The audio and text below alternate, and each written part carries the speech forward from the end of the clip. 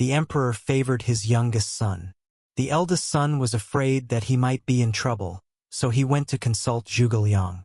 However, Zhuge Liang didn't give him a reply. One day, the two of them went upstairs together.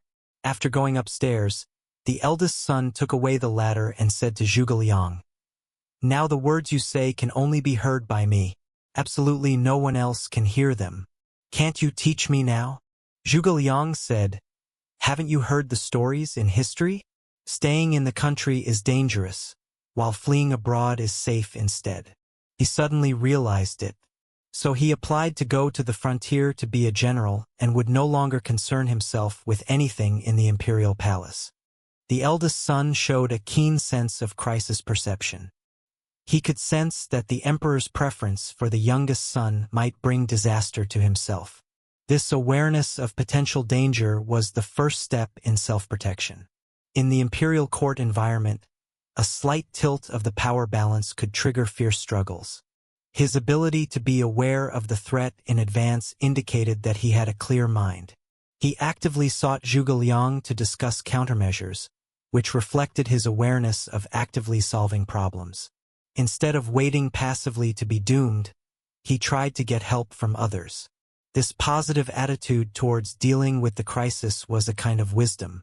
By going upstairs with Zhuge Liang and removing the ladder, he cleverly created an absolutely private communication environment. This showed that he was well aware that some suggestions might involve sensitive content and needed a safe communication space to prevent unnecessary troubles caused by information leakage. Zhuge Liang didn't give a reply at first, which was a kind of cautious wisdom. The affairs in the imperial court were extremely complicated.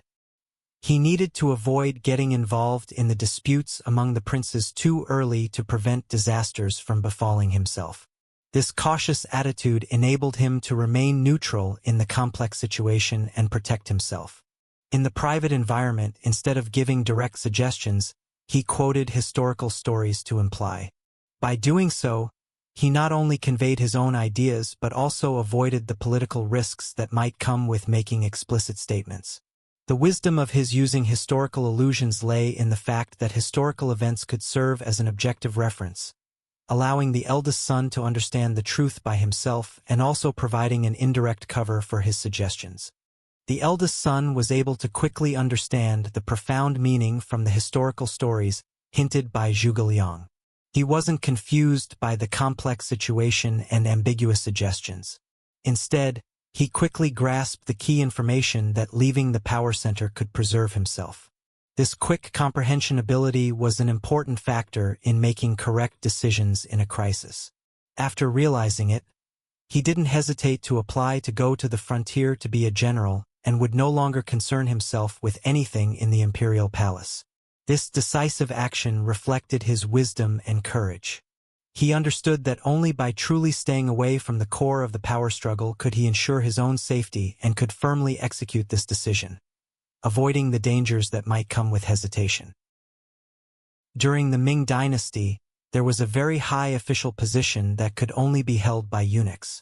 One day, the captain of the imperial guards castrated himself in order to request a promotion in his official position. The emperor said, "This person already holds a high official position. What more does he want? He actually debases himself willingly in pursuit of power. Hand him over to the judicial department to be questioned and punished." And thus he was punished instead. The captain of the imperial guards in the story adopted an extreme and unreasonable way of castrating himself in order to obtain a higher official position, which reflects his excessive and unhealthy desire for power. It warns people that when pursuing goals such as career advancement and material interests, they should strive through proper, reasonable, and morally compliant means, rather than attempting to take shortcuts or resorting to extreme means that violate human ethics and morals. Otherwise, even if they might see a glimmer of hope temporarily, they will ultimately fail to achieve their wishes and will end up in a bad situation.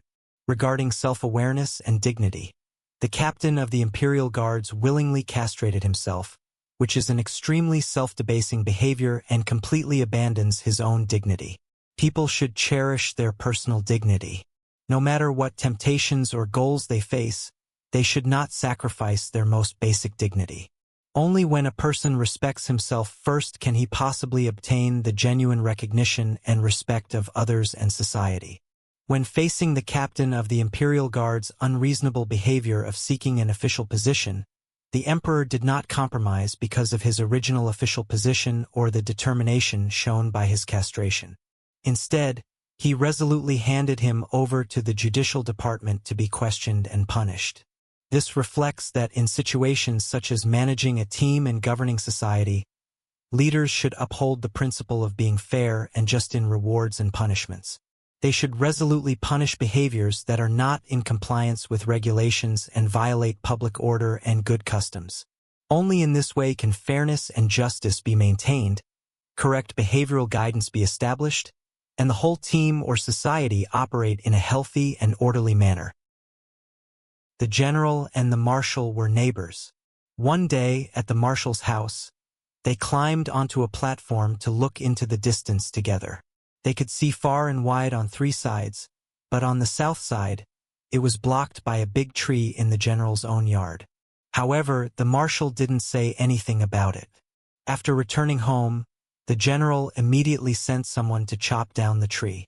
But just as the axe had made a few cuts on the tree, the general stopped the tree cutters. People asked, "Why did you stop cutting the tree?" The general said, "The marshal is probably planning a major event like overthrowing the current dynasty and starting a new one.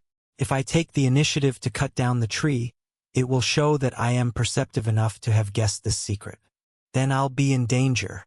There's no crime in not cutting down the tree, but knowing a secret that others don't want to disclose can be extremely dangerous." Just from the minor detail that the marshal remained silent when seeing the south side being blocked by the big tree while they were looking into the distance together, the general was able to associate it with the possibility that the marshal might be plotting a major event like launching a coup to overthrow the emperor.